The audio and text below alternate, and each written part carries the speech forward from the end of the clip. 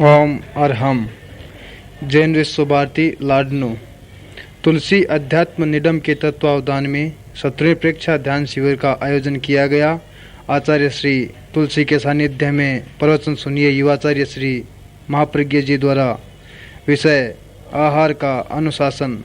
दिनांक 5 सितंबर 1980। ज्योतिपुंज गुरुदेव। ज्योति की साधना करने वाले साधक का। एक भाई ने पूछा,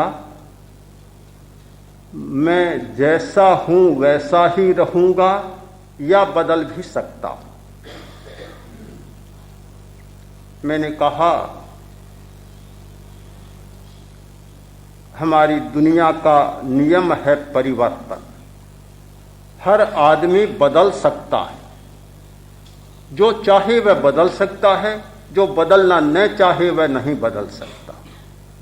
बदलता है फिर भी, कोई भी चाहे या न चाहे, यह दुनिया का शाश्वत सिद्धांत है कि हर व्यक्ति बदलता है। पर न चाहे तो जिस दिशा में बदलना चाहे उस दिशा में नहीं बदल सकता। बदल सकता है हर आदमी, तुम भी बदल सकते हो।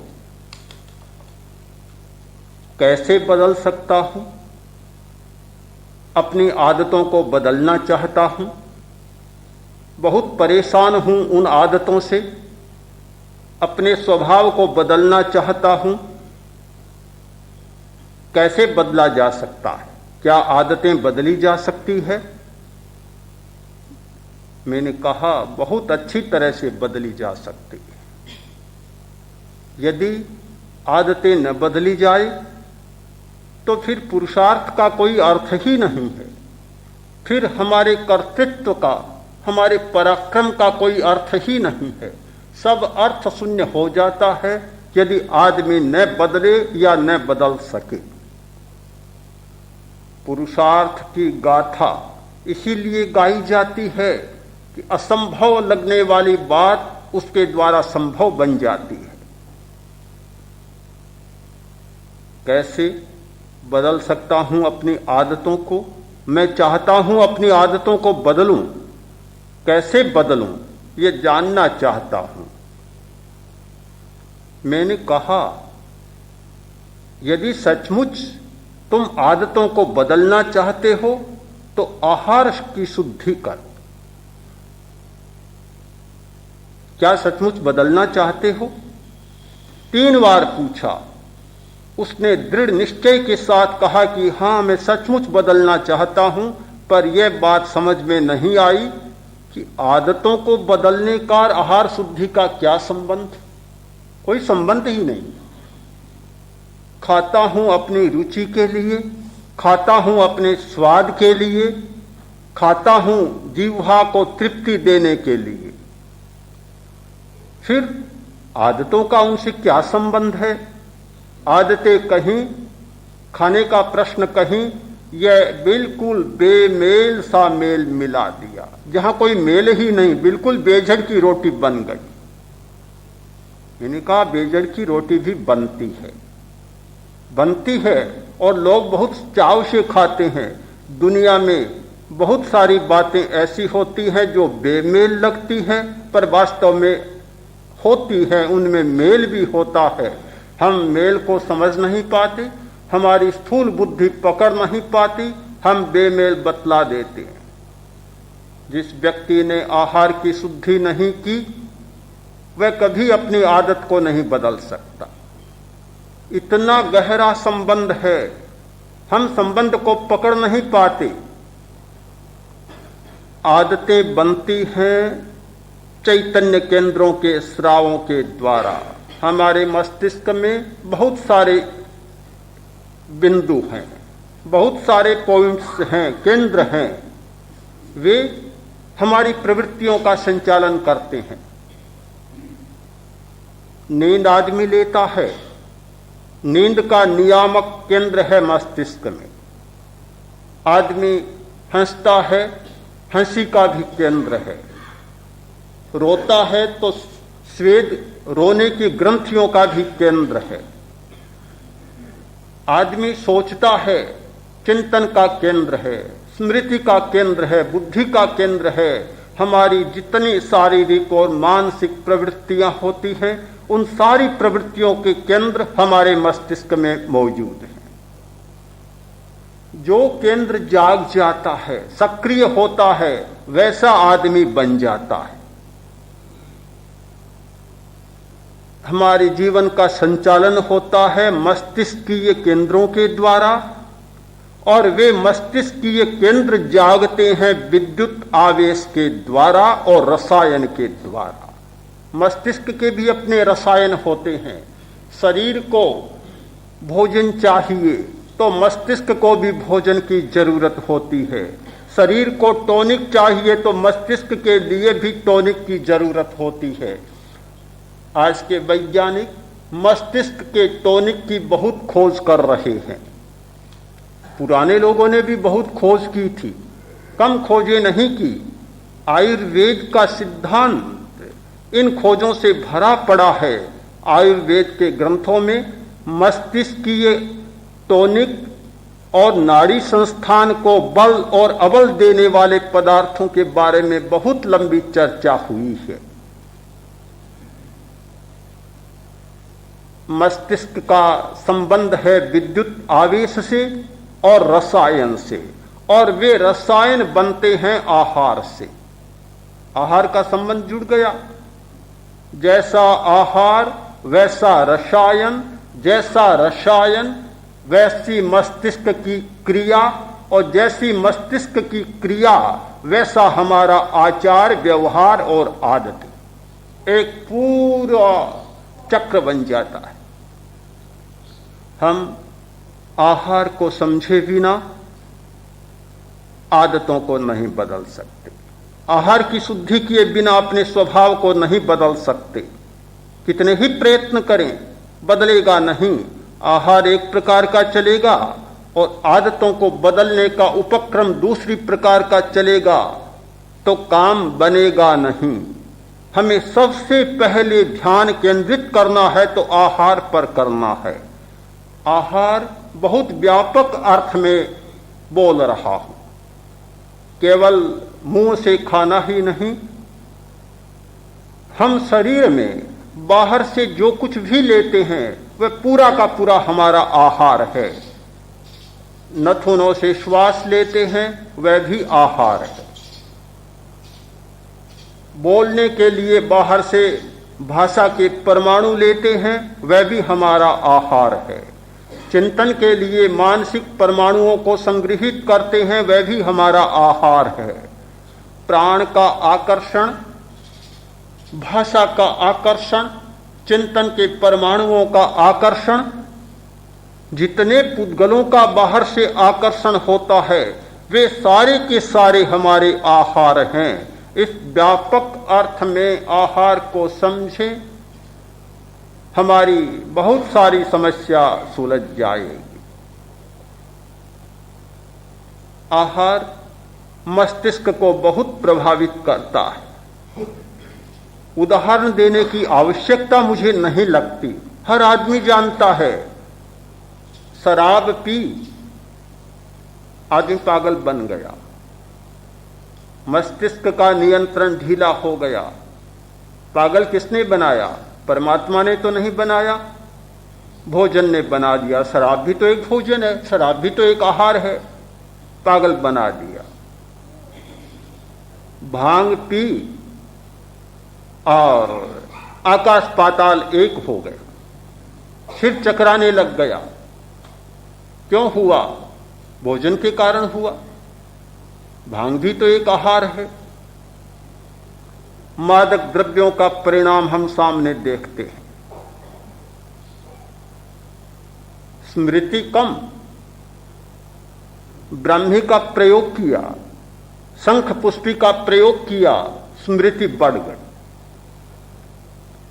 आज के वैज्ञानिक स्मृति को बढ़ाने वाले रसायनों को भी खोज रहे हैं और स्मृति को घटाने वाले रसायनों को भी खोज रहे हैं। उनका मानना है कि बुद्धि और स्मृति सबके लिए जरूरी नहीं होती। बड़े खूंखार लोग हैं, बड़े हत्यारे हैं, चोर हैं, डकैत हैं, उनकी स्मृति को कम कर दिया जाए जिससे कि अपराध कम हो। तो ऐसे रसायन भी खोज रहे हैं जिनके द्वारा स्मृति को घटाया जा सके, और ऐसे रसायन भी खोजे जा रहे हैं जिनके द्वारा स्मृति को बढ़ाया जा सके।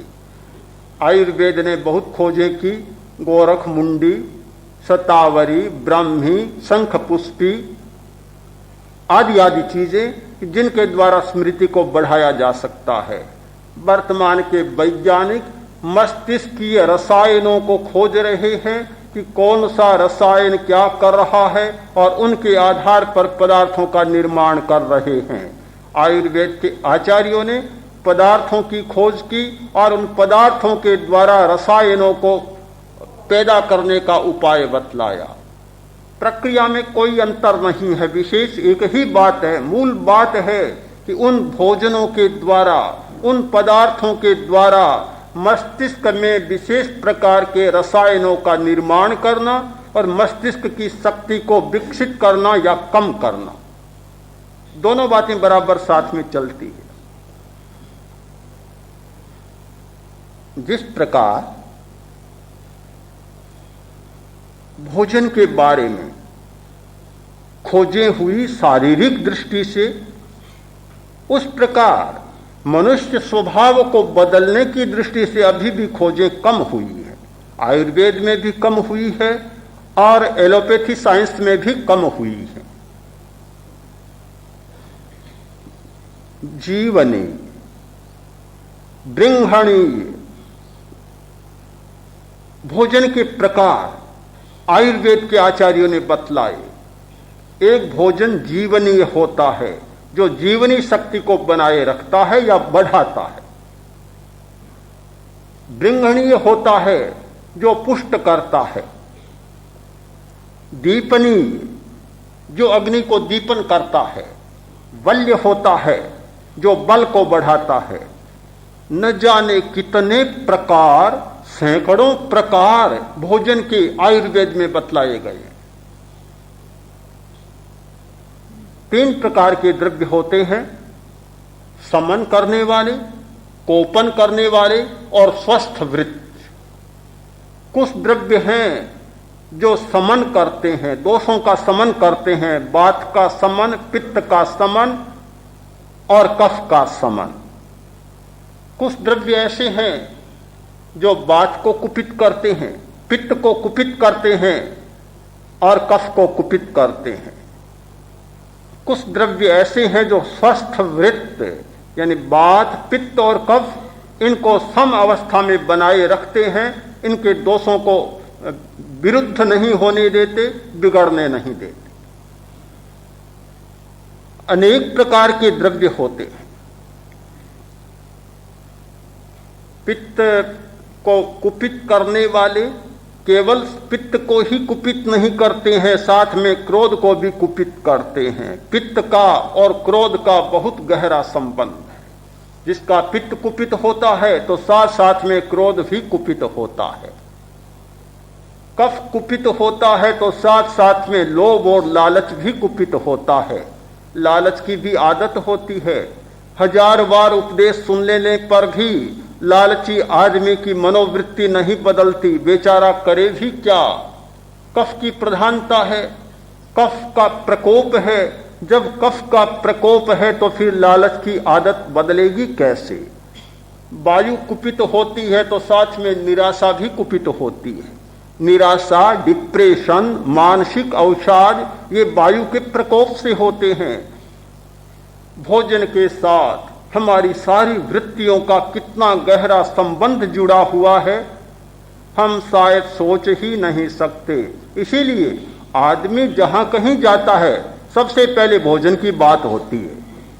कोई अतिथि आया, सबसे पहले मनुहार होगी कि जरा चाय तो पी ले। पुराने जमाने में दूध की मनवार होती थी, आज चाय की मनवार होती है। कहीं भी आदमी जाए भोजन की बात होती है। एक बार एक आदमी ने अपने मित्र को आमंत्रित किया आया, देखा कि मित्र गधे को नहला रहा है। उसने पूछा, रे क्या कर रहे हो, ये गधे को स्नान करा रहे हो? किस लिए? कि आज इसकी शादी है। पूछा, मुझे बुलाया है तो क्या खिलाओगे? बस खाने की बात आ जाती है, क्या खिलाओगे? कभी और क्या खिलाऊं? जो दूल्हा खाएगा वही तुम्हें खिलाऊंगा, और क्या खिलाऊं? कहीं भी हो भोजन की बात सबसे पहले आती है। आहार कथा, 4 कथाएं होती है, स्त्री कथा, भक्त कथा, देश कथा, इन राज कथा। आहार की कथा बहुत बड़ी कथा है। जहां भी महिलाएं इकट्ठी होती है, आहार की कथा शुरू हो जाती है। क्या बनाया, कल क्या बनाया, आज क्या बना रही हो और कल क्या बनाना है, आहार की कथा चल पड़ती है। पुरुष भी इकट्ठे होते हैं, अरे भाई तुमने क्या खाया, भोजन की बात शुरू हो जाती है। जाने अनजाने मनुष्य के चारों ओर भोजन ऐसी परिक्रमा कर रहा है कि यह चर्चा शुरू हो ही जाती है। यह अकारण नहीं। आदमी भोजन से इतना बनता है जितना कि शायद और किसी से नहीं बनता। शरीर भोजन से बनता है, रक्त भोजन से बनता है, मांस भोजन से बनता है, सारी धातुएं, 7 ही शरीर की धातुएं भोजन से बनती हैं। ओज भोजन से बनता है, जो 7 धातुओं से परे ओज, जिसे आज की भाषा में विद्युत कहा जा सकता है, ओज भोजन से बनता है। रसायन भोजन से बनते हैं। हमारा जीवन का पूरा चक्र इस भोजन के द्वारा संचालित होता है। हमारी सारी वृत्तियां भोजन के द्वारा संचालित होती हैं। पूरे व्यक्तित्व की व्याख्या एक भोजन के द्वारा की जा सकती है। जिस व्यक्ति ने भोजन का मूल्यांकन नहीं किया, जिस व्यक्ति ने आहार का मूल्यांकन नहीं किया, वह कैसे अपने व्यक्तित्व को समझ सकता है, कैसे अपनी आदतों का विश्लेषण कर सकता है और कैसे अपनी आदतों को बदलने में सक्षम हो सकता है। इतनी लंबी चर्चा के बाद जिज्ञासु ने पूछा कि बात समझ में आ गई कि आदतों को बदलने के लिए आहार शुद्धि बहुत जरूरी है, पर यह तो बताएं कि आहार शुद्धि क्या है। मैंने बताया, मेरी भाषा में नहीं, आचार्य श्री के शब्दों में ही बता दिया, मनोनुशासन के शब्दों में ही बता दिया कि हित मित सात्विका हरणम आहार शुद्धि। हित आहार, मित आहार और सात्विक आहार का अर्थ है आहार शुद्धि। प्रश्न का सिलसिला इतना लंबा होता है कि चर्चा शुरू न हो तभी अच्छा है। बात शुरू हो जाती है, पूरी होने को नहीं होती। फिर प्रश्न हुआ, हित क्या है, मित क्या है और सात्विक क्या है। पूछने वाला भी पक्का आदमी था, थका नहीं, पूछता ही चला गया।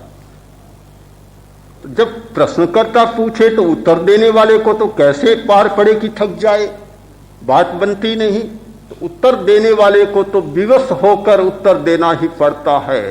प्रश्न पूछने वाला स्वतंत्र होता है, प्रश्नकर्ता स्वतंत्र है और उत्तर देने वाला परतंत्र होता है। बेचारा क्या करे, जो पूछे तो उत्तर देना ही पड़ता है। हित क्या है, इसकी व्याख्या बहुत बड़ी है। किस दृष्टि से कहा जाए कि हित क्या है? हमारे शरीर के मुख्य अवयव मस्तिष्क, फेफड़ा, हृदय, लीवर, तिल्ली, आंतें, गुर्दे, ये बहुत महत्वपूर्ण अंग है हमारे शरीर के। और फिर दूसरे में चले तो ज्ञानेंद्रियां, आंख, कान, नासा, जीभ और त्वचा, पूरा नाड़ी संस्थान। अब हित की व्याख्या करना बड़ा टेढ़ा काम है।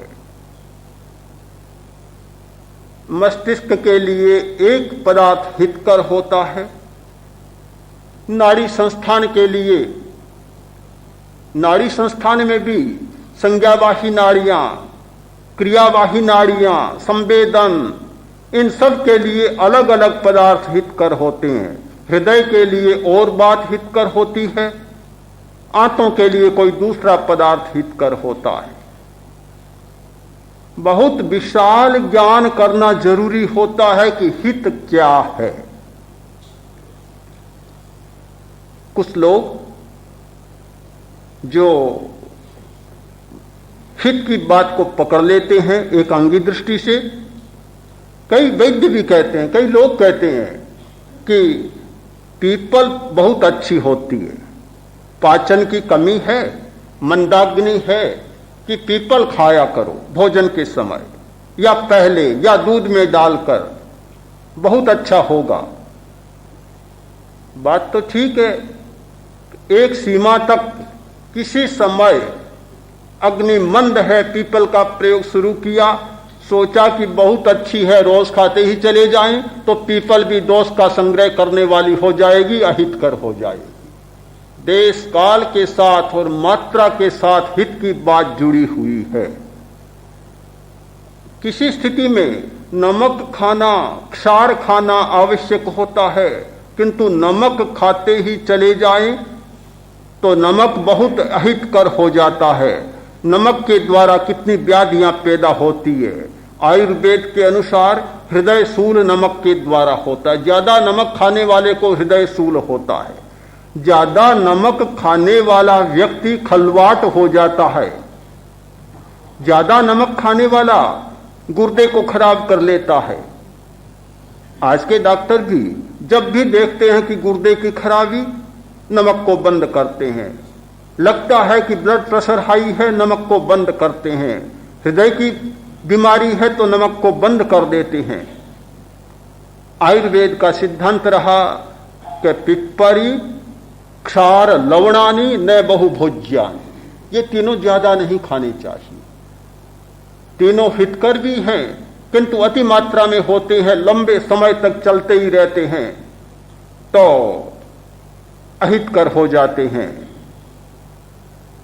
पुराने जमाने में बतलाया गया कि सौराष्ट्र के लोग नमक बहुत खाते थे, दूध में भी नमक डालते थे, चीनी की जगह नमक डालकर दूध पीते, इसलिए वे बहुत नपुंसक हो जाते और बहुत हृदय शूल के बीमार होते।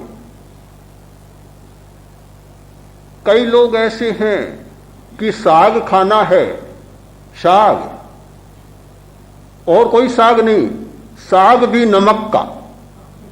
हमने देखा है नमक का स्वाद बनाया जाता है व्यंजन, जैसे तरोई का साग, घिए का साग, वैसे केवल नमक का साग। नमक को इस प्रकार एक डलियों में बांध लेते हैं और नमक का साग, और उस नमक के साग में फिर ऊपर से नमक मिर्चें डाली जाती हैं। नमक को नमकीन बनाने का प्रयत्न होता है। इतना नमक खाते हैं। मांसाहारी लोग बहुत नमक खाते हैं। मांस को पचाने के लिए शायद क्षार की, नमक की ज्यादा जरूरत होती है और इसलिए मांसाहार का मतलब होता है बहुत बीमारियों को न्योता देना, बहुत बीमार हो जाना। हितकर अनेक परिस्थितियों में इसकी व्याख्या करनी होगी। देश की दृष्टि से हितकर, काल की दृष्टि से हितकर, सात्म्य की दृष्टि से हितकर, अवस्था विशेष की दृष्टि से हितकर। एक छोटा बच्चा है, उसके लिए प्रोटीन की बहुत जरूरत है, दूध की बहुत जरूरत है और भी प्रोटीन की बहुत जरूरत है। 20 बरस को पार कर गया और फिर ज्यादा प्रोटीन खाता है, इसका मतलब है बीमारियों को निमंत्रण दे रहा। अवस्था विशेष, काल विशेष, इन सारी परिस्थितियों को जानकर यदि हम मात्रा का उपयोग करें तो हमारा भोजन हितकर होता है। कहीं भी पढ़ा कि दूध बहुत अच्छा होता है, अमुक भोजन बहुत अच्छा होता है,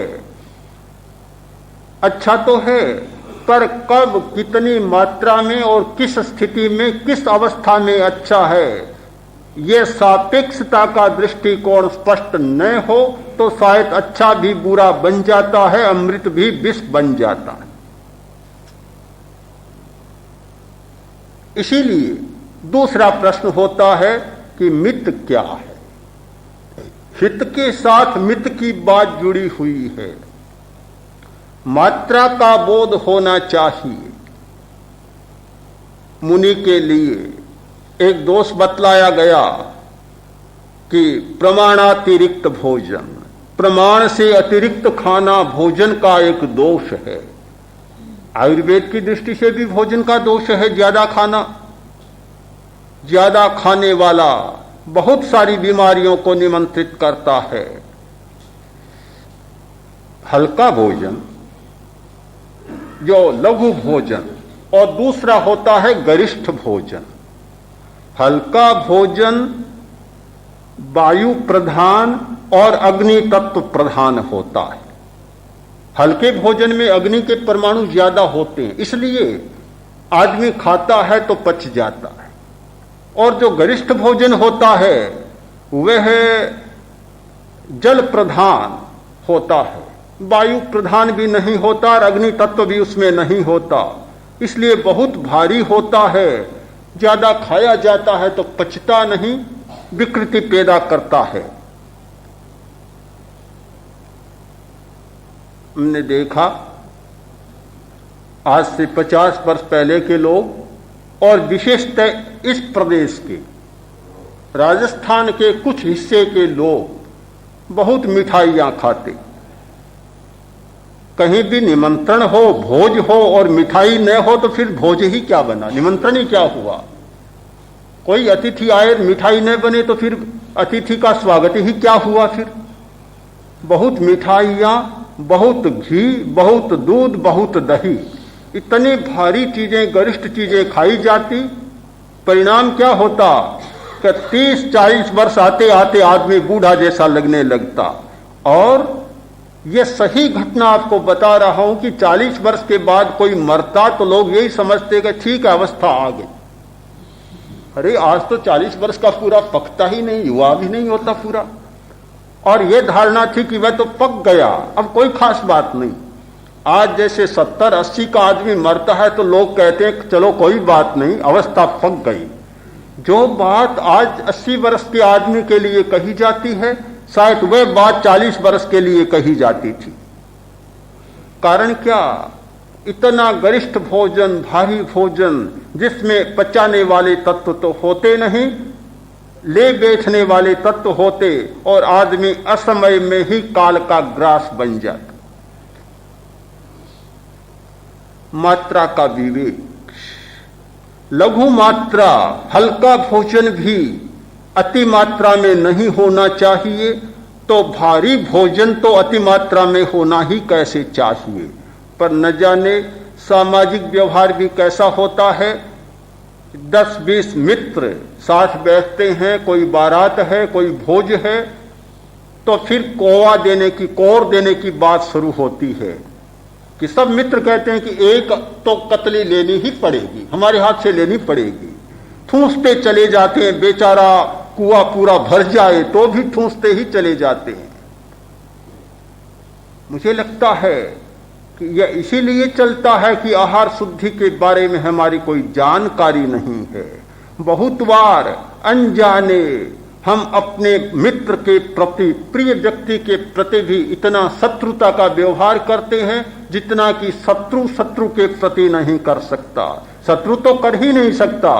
शत्रु की बात में तो हमेशा संदेह की दृष्टि बनी रहती है, पर मित्र की बात में, प्रियता की बात में संदेह तो होता नहीं। सब कुछ अच्छा लगता है तो फिर वह सोचता ही नहीं कि ये क्या हो रहा है। सामने एक बीमारी को निमंत्रण दे रहा है और उसे लगता है कि बहुत अच्छा हो रहा है, आज तो इतना स्वाद आया, इतना मजा आया कि मित्रों का ऐसा स्वागत मिला कि शायद कभी नहीं मिला। मात्रा का विवेक, परिमित भोजन बहुत महत्वपूर्ण बात है। तीसरी बात सबसे ज्यादा महत्वपूर्ण है, सात्विक। सात्विक क्या है?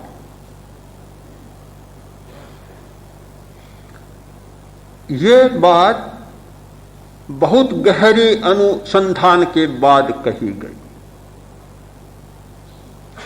हमारी चित्त की वृत्तियों में जो भोजन विकृति पैदा न करे वह होता है सात्विक आहार।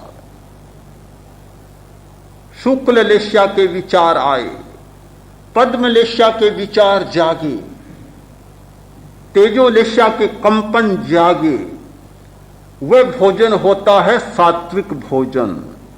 जो भोजन खाने पर बुरे विचार आने लग जाए, वासनाएं जागे, उत्तेजना जागे, क्रोध उभर आए, लालच उभर आए, हिंसा का भाव उभर आए, वह भोजन होता है तामसिक और राजसिक। यानी कृष्ण लेस्या को जगाने वाला, नील लेस्या को जगाने वाला और कापोत लेस्या को जगाने वाला, नीचे के केंद्रों को सक्रिय करने वाला। सात्विक भोजन होता है आनंद केंद्र, विशुद्धि केंद्र, ज्ञान केंद्र, दर्शन केंद्र और ज्योति केंद्र को सक्रिय करने वाला। भोजन के साथ हमारे शरीर का, हमारे चैतन्य केंद्रों का, हमारी वृत्तियों का कितना गहरा संबंध है और कितना गहरा संबंध जुड़ा हुआ है, हम इस बात पर ध्यान नहीं देते। मुझे लगता है कि आदमी संपदा के होने पर भी गरीब बना हुआ है, भिखारी बना हुआ है। भिखारी जो अच्छी आदतों को दूसरों से मांगता है, बुद्धि को दूसरों से मांगता है, स्मृति को दूसरों से मांगता है, खोजता फिरता है कि स्मृति कैसे बढ़े, बुद्धि का विकास कैसे हो, अच्छा स्वभाव कैसे बने, अच्छी आदतें कैसे बने। ढूंढता फिरता है, खोजता फिरता है, पर अपनी संपदा की ओर ध्यान नहीं जाता। जो दूसरों से मांगता है वह भिखारी होता है। और क्या होता है? मांगने वाला भिखारी। भिखारी का मतलब यह नहीं कि जो चौराहे पर बैठकर पैसे मांगता है, रोटियां मांगता है। हर आदमी मांगने वाला भिखारी होता है। राजा की सवारी आ रही थी, पुलिस ने कहा हट जाओ, हटो। एक भिखारी बैठा था, सुना कि हटो, उसने कहा भी क्या बात है, ऐसा क्या हो रहा है, क्यों हटे? रास्ता है, हटे क्यों? कि राजा की सवारी आ रही है। अरे राजा क्या होता है? कौन होता है राजा? कि राजा को नहीं जानते तुम? राजा जो चाहे सो कर सकता है, जिसको चाहे उसे देश से निकाल सकता है। इतना समर्थ होता है राजा। तो एक काम करो, राजा से कह दो कि जितने मच्छियां और मच्छर हैं उन सबको अपने देश से बाहर निकाल दो। मक्खियों को निकाल दो, मच्छरों को निकाल दो, तो मानूंगा कि राजा है। पुलिस वाला भी देखता रह गया कि कैसा विचित्र आदमी मिला ये भी। बोला ये बात तो समझ में नहीं आई, और बताओ कि राजा क्या होता है? कि राजा वह होता है जिसके महलों पर पुलिस का पहरा लगता है। अरे तब राजा क्या हुआ? वह तो कैदी है, कैद खाने में बैठा है कि पुलिस पहरा दे रही है। क्या राजा हुआ? राजा को कहो कि पहरा हटा दो, तब मानूंगा कि कोई राजा है। राजा आ गया, भिखारी ने देखा, साथ साथ हो लिया। राजा गया, किसी धर्मस्थान में जा रहा था, जाकर बैठा और करबद्ध होकर मांगने लगा कि प्रभो कृपा करो, मेरी संपत्ति बढ़े, मेरा परिवार बढ़े, मेरा वैभव बढ़े, ये बढ़े, वह बढ़े, दुनिया भर की चीजें मांगने लग गया। भिखारी कोने में खड़ा सुन रहा था, सामने आ गया। राजा की प्रार्थना पूरी हुई, याचना पूरी हुई। धर्म को आजकल याचना और प्रार्थना का ही रूप बना दिया गया।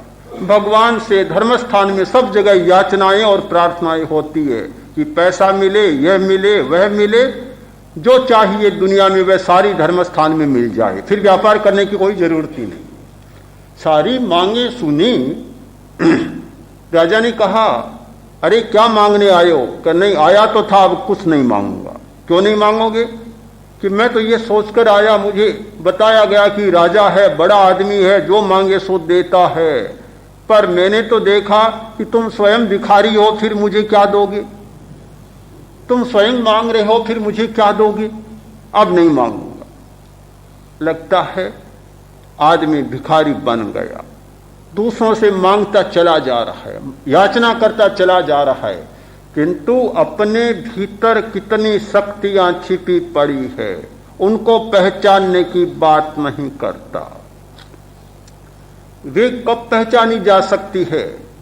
कि जब साधना का भाव जागे। साधना का मतलब है अपनी शक्तियों को पहचानने का प्रयत्न, अपने भीतर का ज्ञान, अपनी चेतना, अनंत ज्ञान, अनंत आनंद, अनंत शक्ति को पहचानने की दिशा में जब पहला पग उठता है तो आदमी अपने आप को पहचानने लगता है।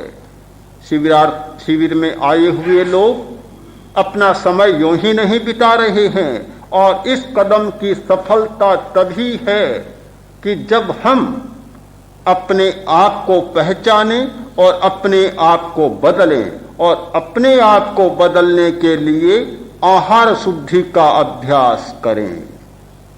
हित आहार, मित आहार और सात्विक आहार का अभ्यास करें। जैसे जैसे यह अभ्यास बढ़ेगा, हमारे शरीर की विद्युत बदलेगी, हमारे शरीर के रसायन बदलेंगे, हमारे चैतन्य केंद्रों की जागृति और सक्रियता बदलेगी। जो केंद्र सोने के हैं वे सो जाएंगे, और जो ऊपर के केंद्र जागने के हैं वे जाग जाएंगे, और जिस दिन वे केंद्र जागेंगे हमें एक नई दुनिया का अनुभव होगा, नए जीवन का अनुभव होगा, और हम इस स्वर में बोल सकेंगे कि आज तक जो संपदा नहीं जानी, नहीं पाई, वह संपदा आज हमें सौभाग्य से उपलब्ध है।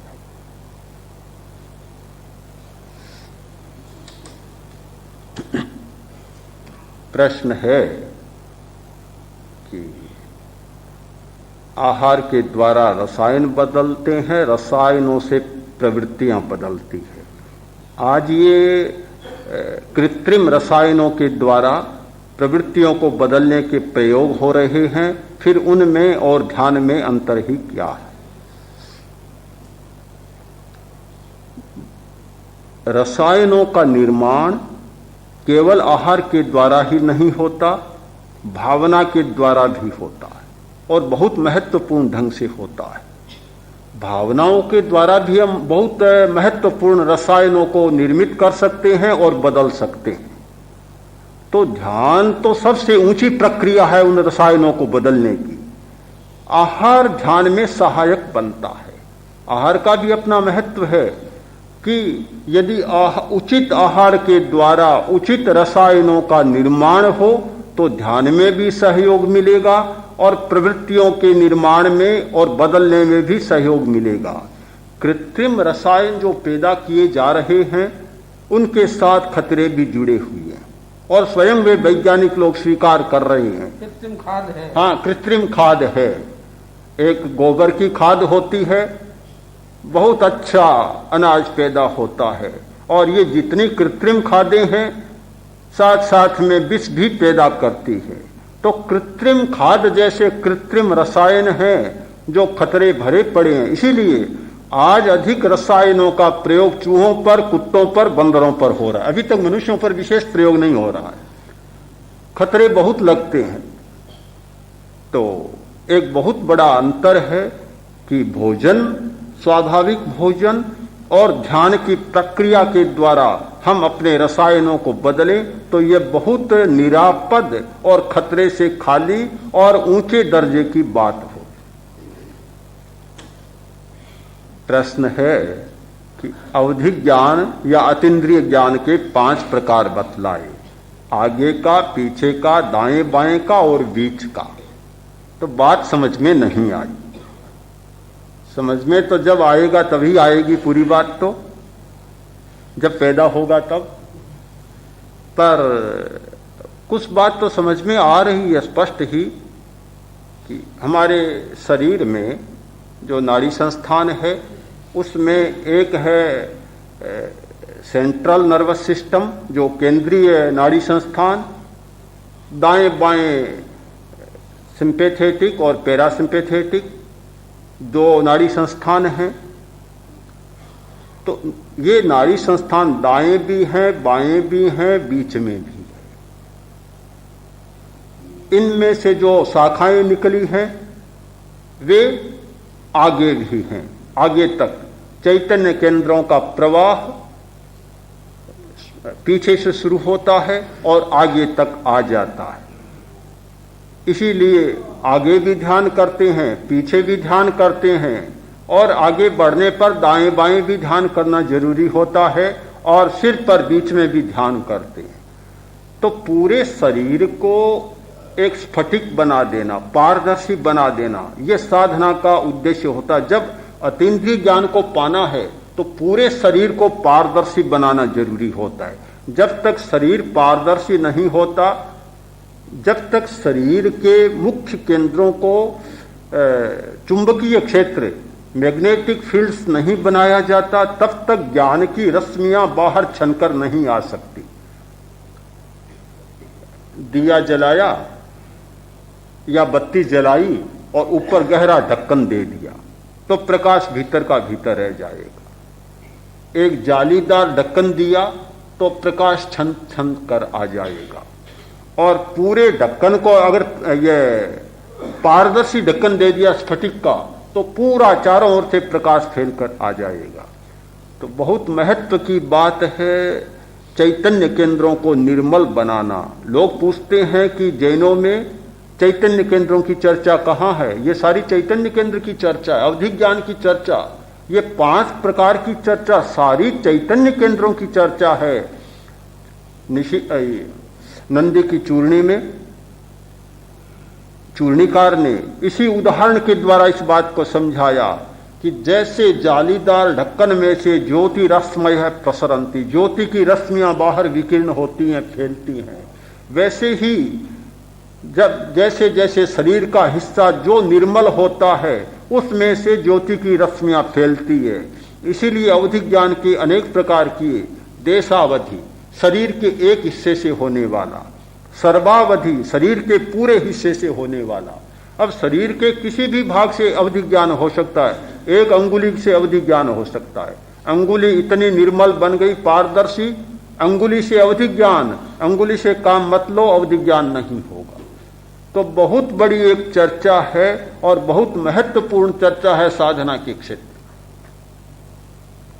बस अब कि चित्त और मन में क्या अंतर है। और दूसरा प्रश्न है इच्छा पैदा कैसे होती है। चित्त है हमारी चेतना और मन है उसका नौकर। चित्त मालिक है, मन नौकर है। मन मस्तिष्क के द्वारा एक क्रिया करने वाला तंत्र है। तंत्र ये चेतना का तंत्र नहीं किंतु शरीर के साथ जुड़ा हुआ तंत्र जिसमें चेतना आती है। और चित्त है इस शरीर के साथ काम करने वाली हमारी चेतना। इच्छा कैसे पैदा होती है? इसका स्रोत बहुत गहरे में है। इच्छा इस शरीर में पैदा नहीं होती। इच्छा पैदा होती है अवचेतन में, अध्यात्म की भाषा में अध्यवसाय में, लेश्या में।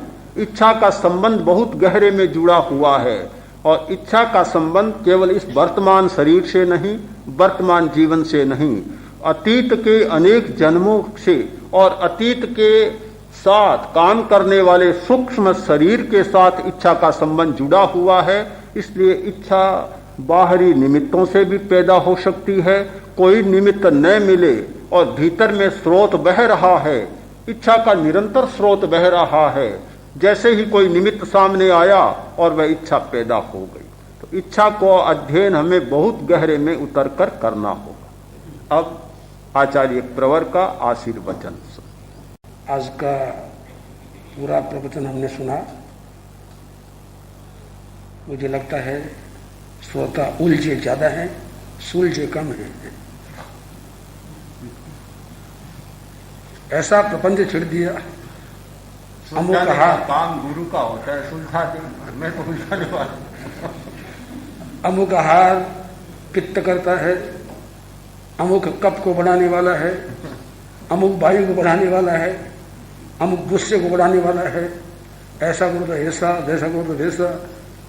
हमारे श्रोता लोग सबके सब कोई बहुत उच्च स्तर के विद्वान नहीं है। बहने बहुत उलझ गई होंगी, क्या खाएं अब तो। खाने जैसा काम आधी घंटे का काम है और उसमें 4 घंटा माथा मच्छी करे। बड़ा टेढ़ा प्रश्न हो गया ये। सचमुच टेढ़ा प्रश्न है ये। वैद्य सबके सब वैद्य मिल गए और यात्रा करने लगे। बोलो भाई ऐसा भोजन तैयार करना है जिसमें न वायु हो, न पित्त हो, न कफ हो, बिल्कुल ठीक हो। एक वैद्य के पुत्र को काम भुला गए। उसने सोचा क्या साग लाऊं, दिमाग खूब लगाया।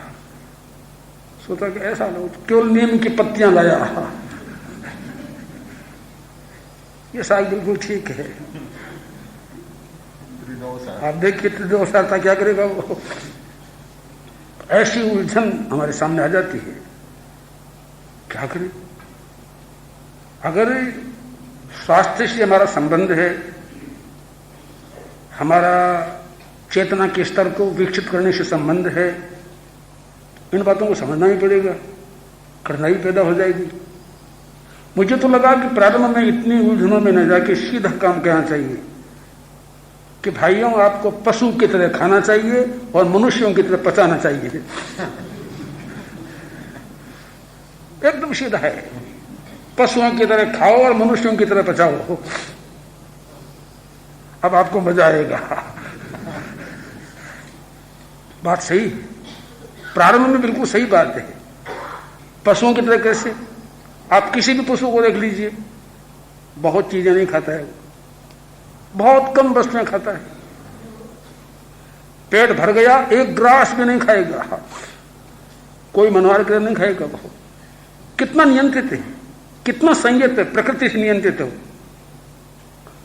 मैं देखता हूं कि गौएं आती है, जानवर आते हैं, कितनी प्रकार की वनस्पतियां हैं वो नहीं खाती।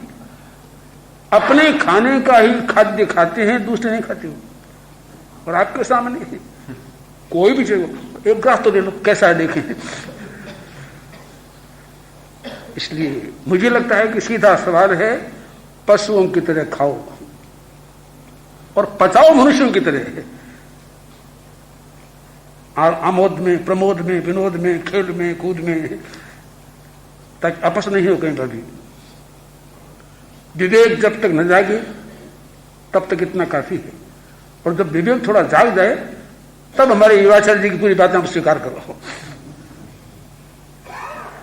वास्तव में ही भोजन का विवेक होना बहुत जरूरी है।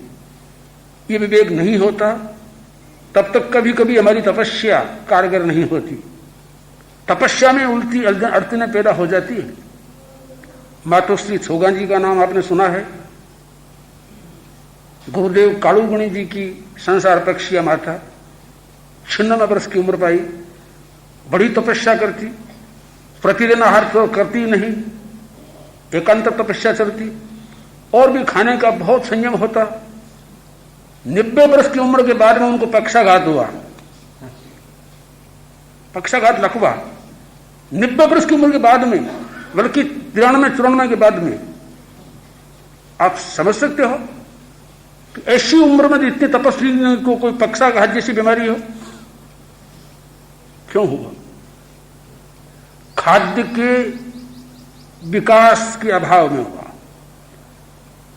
उनको शौक थी पारने में अधिक से अधिक नमक लिया जाए। पारना क्या करती?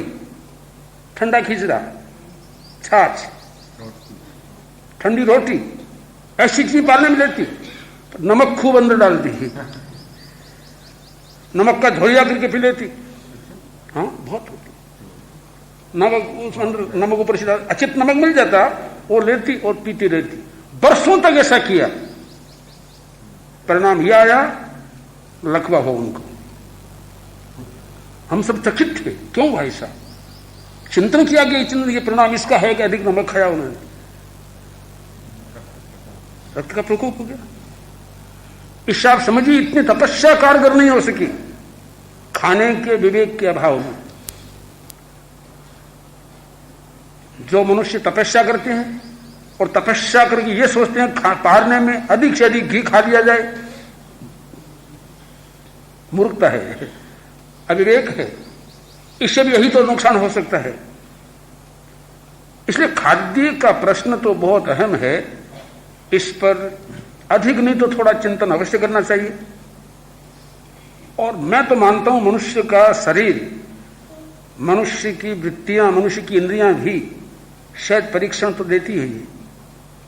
अपने आप अखाद्य वस्तु के खाने में मनुष्य का मन नहीं करता होगा और सहज थोड़ा थोड़ा चिंतन उनको मिल जाता होगा, पर हम विवेक नहीं करते, इसलिए ऐसा काम होता है। कभी कभी ऐसा भी होता है हमारा उपचार हम बहुत ज्यादा करते हैं, जैसा कि बतलाया गया।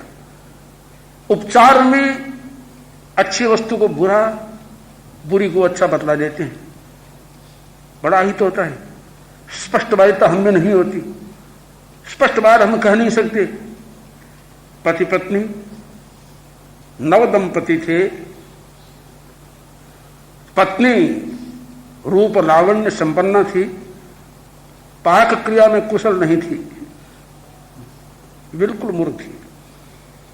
उसने भोजन बनाया, साग में सब्जी में बहुत मिर्चें डाल दी, चपातियों को बिल्कुल कच्चा रख दिया, लाके भोजन प्रस्तुत किया।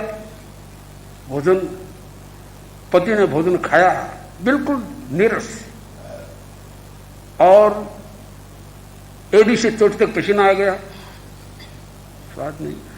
मन में सोचा कि मैं कह दूंगा अच्छा, नहीं तो ये नाराज हो जाएगी, उसको नाखुश भी नहीं करना चाहिए। उसने कहा हाँ, क्या अच्छा भोजन बनाया, बहुत अच्छा भोजन बनाया, बहुत अच्छा भोजन, बड़ा स्वादिष्ट है। पत्नी बड़ी खुश हो गई। उसने पूछा पति देवता बहुत अच्छा, आप रो क्यों रहे हो, ये तो मुझे बतलाओ। आंखों में पानी क्यों आ रहा है?